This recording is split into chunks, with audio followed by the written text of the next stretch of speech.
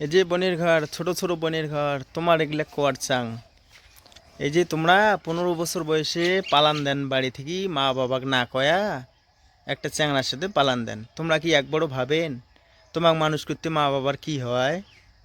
সারাদিন দুপুরে ওদের তামাক গাড়ি নিচ্ছে, সেই তামাক বেচেয়া টাকা জড়ো করবে, 2 বার 3 বারের টাকা জড়ো করিয়ে তোমার এগুলো বিয়ে দেবে।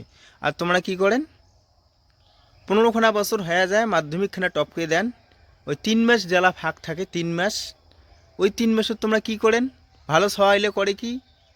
ভালো সহাইলে কম্পিউটার শেখে, হাতের কাজ শেখে, বিউটি পার্লার শেখে। আর তোমরা কি করেন?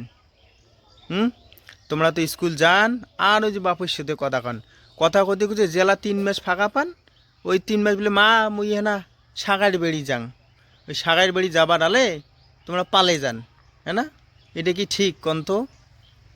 তোমার মা বাপ জ্বালা এত কষ্ট করে নিচ্ছে, এত কষ্ট করিয়ে তোমাকে মানুষ করে নিচ্ছে, তোমার মা বাপটার কথা ভাবেন না একবারও? তোমরা সিধে পালান দিয়ে দেন, আবার পালে আইসেন, ব্যাঙ্গালোর যান, 2 মাস থাকেন, বাড়ি আইসেন, আসিয়ে ওই মা বাপের বাড়ি আবার আসেন। একবারও ভাবি দেখেন মা বাপগুলো তখন মনটা কীরকম কষ্ট লাগে, কীরকম কষ্ট লাগে ভাবি দেখেন। তোমার এলে কোয়াচ্ছাং বোনের ঘর, মাইয়ের ঘর, এইরকম কাজ করেন না।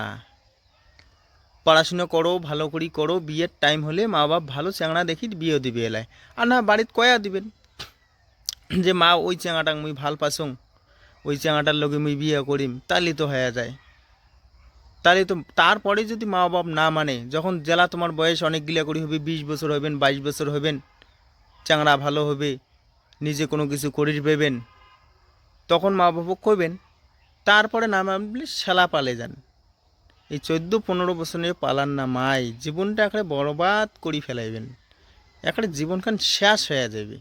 বিশ্বাস করো মোর কথাটা, জীবনখান একেবারে শেষ হয়ে যাবে, পুরি একেবারে ছারখাড় হয়ে যাবে।